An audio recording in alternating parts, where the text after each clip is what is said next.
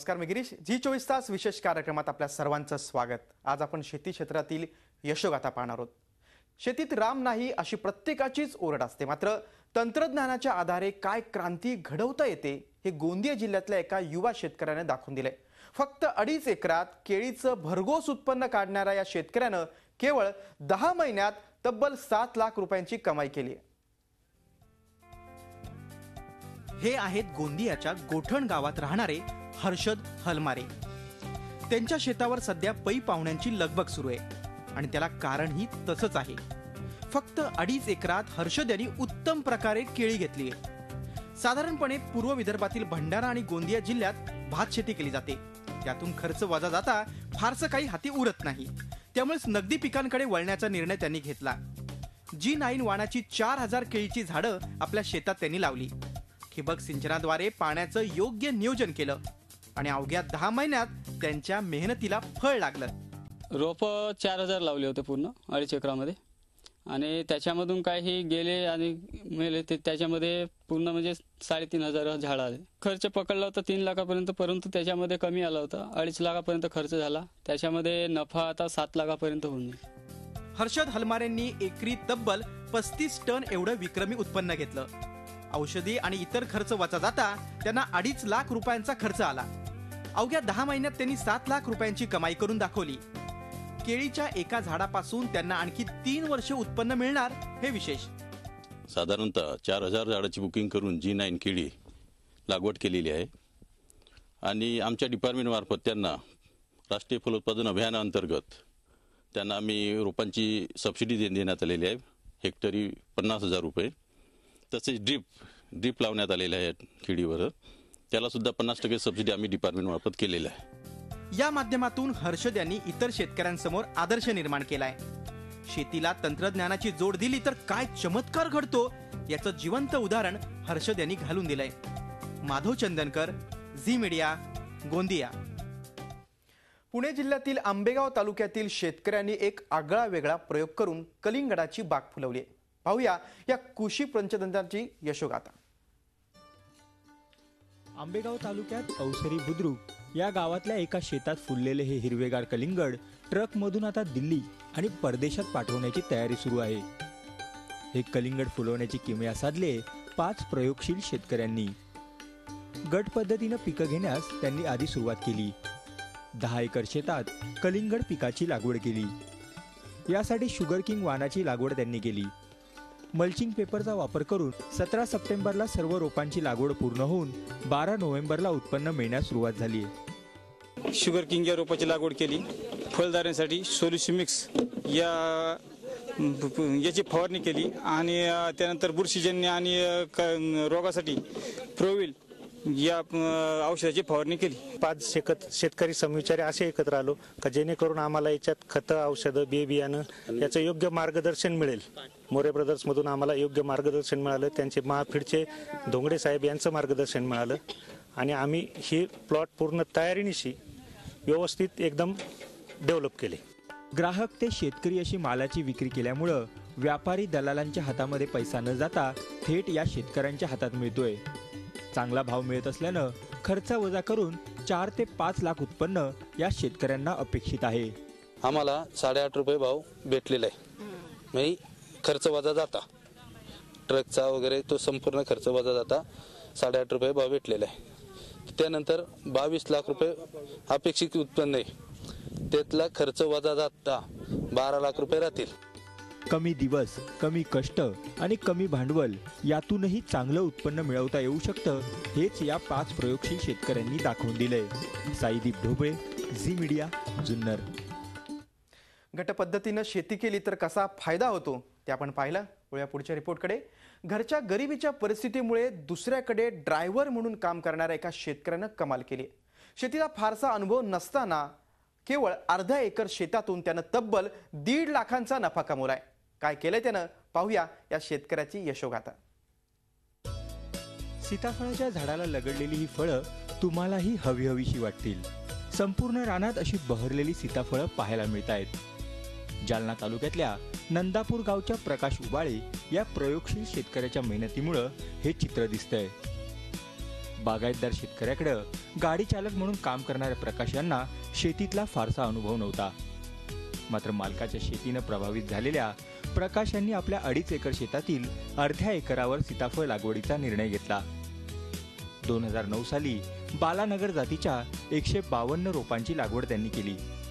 1x1 गड्डा करून त्याच्यामध्ये 1 किलो शेणखत टाकलं, थोडं सुपर फॉस्फेट टाकलं आणि थोडं थायमेट टाकलं. त्याचं मिश्रण करून मार्कोट प्रमाणे मी गड्डे तयार करून त्याच्यामध्ये 1 कलम लावली.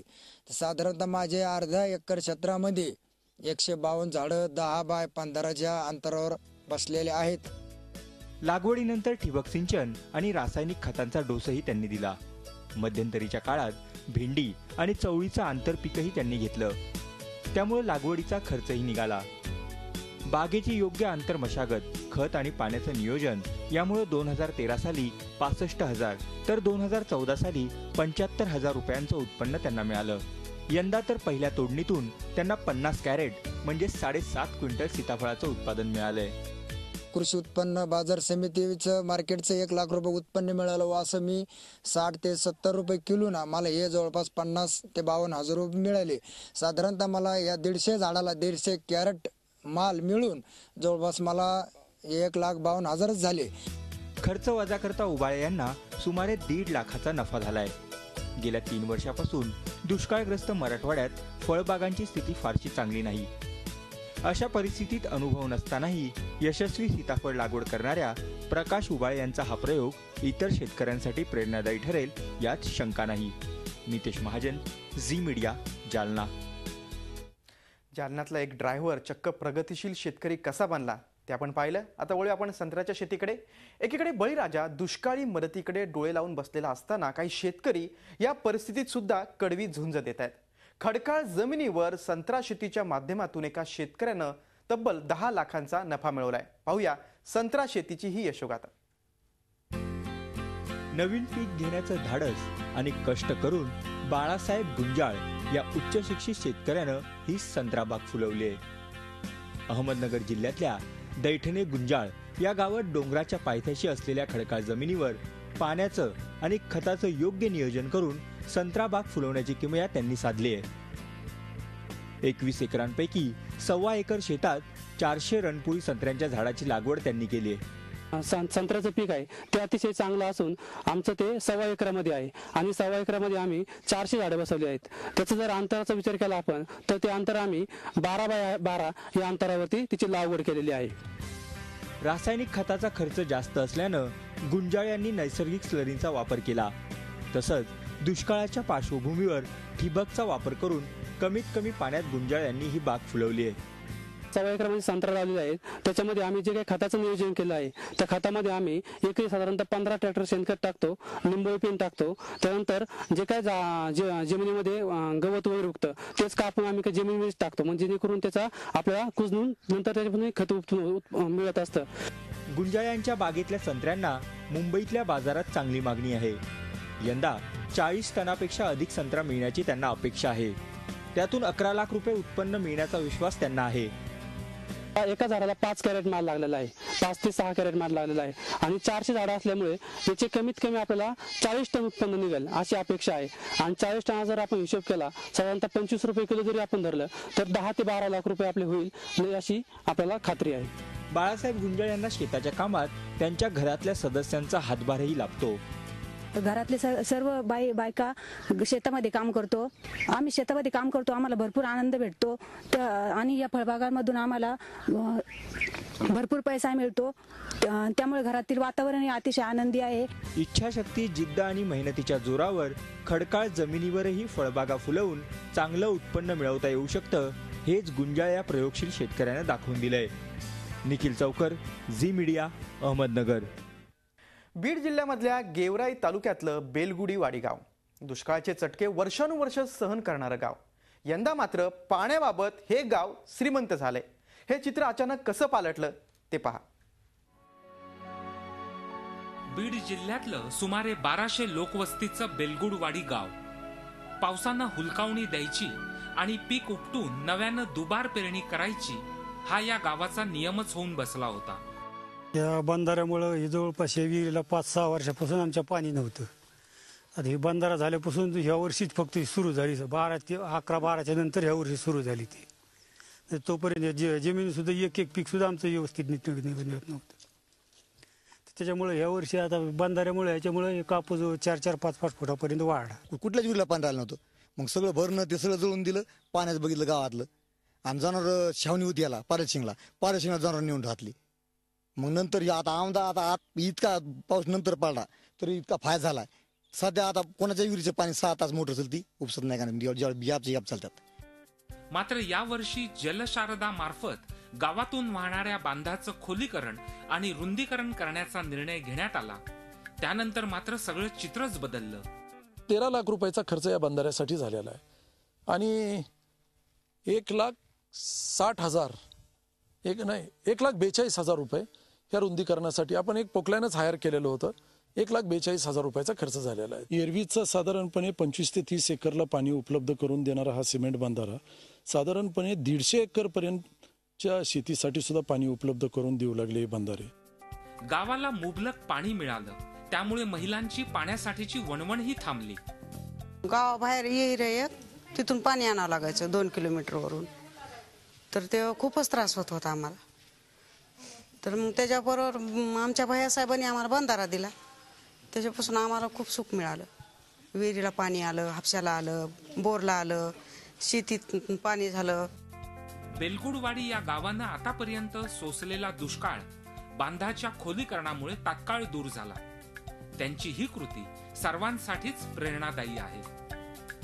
लक्ष्मीकांत रुईकर, झी मीडिया, बीड. आता खानदेशातल्या एका जलदूताची कहाणी. धुळे जिल्ह्यातले बेहेड गाव कधी काळी या गावाला पाण्याच्या प्रत्येक थेंबासाठी संघर्ष करावा लागत होता. आज मात्र गावातील एका तरुणानं या गावासह इतर गावांचीही पाण्याची समस्या कायमची निकाली काढली आहे. सेलिब्रिटी खासदारांचे उंबरटे झिजवून जलक्रांती घडवणाऱ्या रावसाहेब गिरासेचा हा विशेष रिपोर्ट. धुळे जिल्ह्यातील बेहेड हे 2000 लोकवस्तीचं गाव. प्रत्येक जाती धर्माचा व्यक्ती इथे गुण्या गोविंदानं नांदतोय. काही वर्षांपूर्वी मात्र अशी परिस्थिती नव्हती.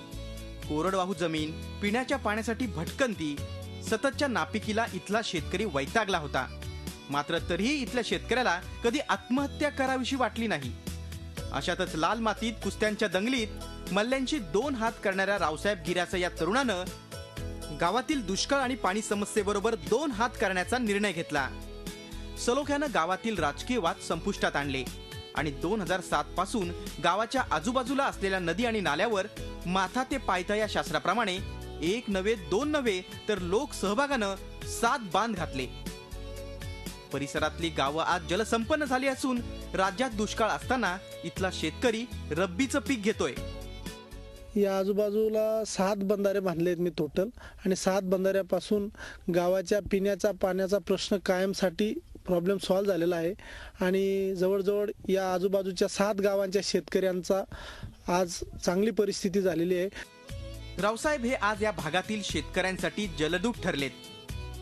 गावातील पाण्याची समस्या सोडवण्यासाठी रावसाहेब यांनी खासदार हुसेन दलवाई यांच्यासह क्रिकेटचा सम्राट सचिन तेंडुलकर, अभिनेत्री रेखा अशा सेलिब्रिटी खासदारांकडून तब्बल 6.5 कोटींचा विकास निधी आणला. गावातील प्रत्येक रस्ता पक्का करून बेघरांना घर आणि पिण्याचं स्वच्छ पाणी देण्याचं काम रावसाहेब यांनी केलंय. नाला बिल्डिंगच्या कामामुळे रावसाहेबने या काम केल्यामुळे आम्हाला आता 3 वेळा पीक घेता येतं. एकीकडे राज्यातील शेतकरी दुष्काळानं होरपळून निघत असताना बेहेडचे शेतकरी मात्र रब्बी पिकांना पाणी देण्यात व्यस्त आहेत. Zee media, Dhule. मालेगावातल्या एका शेतकऱ्यानं अनोखं फवारणी यंत्र बनवलंय, ज्याच्या वापरामुळे वेळ, पैसा याची बचत होऊन शेतकऱ्यांचं मंगल होणार आहे. पाहूया हा रिपोर्ट. हे फवारणी यंत्र सध्या मालेगावातल्या वडेल इथल्या शेतकऱ्यांसाठी कौतुकाचा विषय ठरलाय. कारण या यंत्रामुळं लोडशेडिंग, मजूर टंचाई याची चिंता दूर होऊन पिकांवर फवारणी करणं सुलभ होणार आहे. MA पर्यंत शिक्षण घेतलेल्या मंगलदास शेलार यांनी सायकलच्या साहित्यापासून हा अनोखा आविष्कार निर्माण केलाय. 16 लिटरच्या जुन्या पंपाची टाकी, सायकलची चेन, नेक्सेक, स्प्रेअर, लोखंडी रॉड आणि चाक याचा वापर त्यांनी केला. लोखंडी रॉड आडवं तसंच उभं करून फवारणीची सोय त्यांनी केली. रॉड उभं केल्यास 5 फुटांच्या पिकांपर्यंत फवारणी पोहोचते. रॉड आडवं केल्यास कांदा, भेंडी, टोमॅटो, मका यासह विविध पिकांच्या दोन्ही बाजूस 10 फुटांपर्यंत सूक्ष्म फवारणी शक्य होते. या यंत्रामुळे आपल्याला आपल्या ज्या बी शेतीमध्ये जे पिकं घेतले जातात त्या पीक कोणते असं नाहीये की कोणत्या पिकाला हे यंत्र चालणार नाही. प्रत्येक पिकासाठी परत ड्रीप सिंचनावरती जे बी आपण पिकं घेतले जातात त्या पिकांना पण आपण याचा वापर करू शकतो. शेलार यांनी अवघ्या 6,500 हे यंत्र तयार केलंय. या यंत्रामुळं 45 मिनिटात 1 एकर क्षेत्रावर फवारणी करता येते. शेतीसोबतच डासांचा प्रादुर्भाव आणि रोग नियंत्रणासाठी ही यंत्र वापरलं जातंय. तो वेळेची बचत, औषधाची बचत, म्हणजे सर्व दृष्टिकोनातून जर बघितलं, आज मजुरी, त्यानंतर माणसांची कमतरता, या दृष्टिकोनातून एक माणूस हा सर्व हे करू शकतो, कव्हर करू शकतो. त्याच्यामुळे हा सर्वात या यंत्राचा महत्त्वाचा फायदा हा आहे. छोट्या छोट्या गल्ली बोळांमध्ये फवारणी करणं शक्य नव्हतं डास निर्मूलनासाठी. तर हे यंत्र एवढं सुटसुटीत आणि कमी जागेत चालतं. तर आम्ही गावात त्या यंत्रात गल्लींमध्ये गटारींवर फवारणीसाठी हे यंत्र वापरलं आणि त्याचा डास निर्मूलनासाठी, रोगराई रोखण्यासाठी खूप मोठा फायदा झाला. या परिसरात मंगल यंत्र नावानं हे यंत्र प्रसिद्ध होतंय. या यंत्रामुळे वेळ पैसा याची बचत होते, तसंच मजूर टंचाईची चिंताही मिटते. त्यामुळं मंगल यंत्र शेतकऱ्यांसाठी सर्वार्थानं मंगलमय ठरतंय. निलेश वाघ, झी मीडिया, मनमाड. एका युवा शेतकऱ्याची सर्जनशीलता आपण पाहिली. वळूया पुढील रिपोर्टकडे. संत्रा उत्पादक शेतकरी संत्र्यावर येणाऱ्या रोगामुळे बेजार आहेत, पण अकोल्याचे डॉक्टर पंजाबराव देशमुख कृषी विद्यापीठ यावर संशोधन करत आहे. यासाठी प्रकल्प सुद्धा राबवला जातोय. येत्या 2 वर्षात यावर संशोधन पूर्ण होणार आहे आणि शेतकऱ्यांना त्याचा फायदा देखील मिळेल. नागपुरी संत्री म्हणजे शेतकऱ्यांसाठी लाखोंचं उत्पन्न, पण मुळकूज आणि डिंग्या रोगानं हे उत्पन्न काही हजारांवर येऊन ठेपलंय. संत्रा झाडाच्या अन्न आणि पाणी वहन व्यवस्थेवरच या रोगांमुळे हल्ला होतोय. पण आता हे रोग होण्याआधीच शेतकऱ्याला त्याची माहिती मिळणार आहे, त्यामुळे भविष्यातलं नुकसान टाळता येईल. अकोल्यातल्या डॉक्टर पंजाबराव देशमुख कृषी विद्यापीठानं यासाठी संशोधन केलंय. या रोगाला कारणीभूत बुरशीची संख्या आणि प्रादुर्भाव याची सांगड हवामानाशी घालून त्यावरून या रोगाची तीव्रता आणि पूर्व अनुमानाबाबत संशोधन होणार आहे. या प्रकल्पाचं काम 2 वर्ष चालेल. अमरावती जिल्ह्यातल्या वरुड तालुक्यात बेनोडा, बारगाव, नागझेरी आणि गोरेगाव या गावांना तंत्रज्ञानानं जोडलंय. इथल्या 4 शेतकऱ्यांच्या शेतात या प्रकल्पाचं काम सुरू झालंय. या संशोधन प्रकल्पाला IIT पवई आणि हैदराबाद यांचंही तांत्रिक सहकार्य लाभणार आहे. त्यासाठी मोबाईल ॲपही तयार करण्यात येणार आहे. मुळकूज आणि डिंक्या या रोगाची लक्षणं म्हणजे मुळकूज रोगामुळं मूळच पूर्णतः कुजलेली राहतात, परंतु जर वर पाहिलं तर वरचे पानं सगळे पिवळे पडलेले राहतील आणि पिवळे पडल्यानंतर पानगळ मोठ्या प्रमाणामध्ये होते. डिंक्या रोगाच्या बाबतीत छोट्याशा छिद्रामधून पहिल्यांदा डिंक ओघळतो, परंतु शेतकरी त्याकडे बरेचदा दुर्लक्ष जर झालं तर मग पुन्हा मोठ्या प्रमाणामध्ये हा डिंक ओघळताना दिसतो. अशामुळं पूर्णतः झाड मरून जातं. या प्रकल्पासाठी इन्फॉर्मेशन टेक्नॉलॉजी रिसर्च अकॅडमी आणि भारत सरकारच्या आण्विक आणि माहिती संचार मंत्रालयानं आर्थिक मदत केली आहे. IIT बॉम्बे आणि IIT हैदराबाद हे दोनही संस्था अशा प्रकारचे डिव्हाइस तयार करणार आहेत की ज्या डिव्हाइसच्या आधारे सध्याचा असलेला जमिनीतील ओलावा, जमिनीतील तापमान, हवेतील आर्द्रता, हवेतील तापमान या सगळ्यांची सांगड घालून हा रोग येऊ नये यासाठी कुठलं तापमान आता त्याला पूरक आहे, ते जर तापमान पूरक असेल, ते जर आर्द्रता पूरक असेल तर तात्काळ तुम्हाला त्याची सूचना जाईल. या प्रकल्पाचा भविष्यात संत्रा उत्पादकांना निश्चितच फायदा होणार आहे. जयेश जगड, झी मीडिया, अकोला. झी 24 तास रहा एक पाऊल पुढे.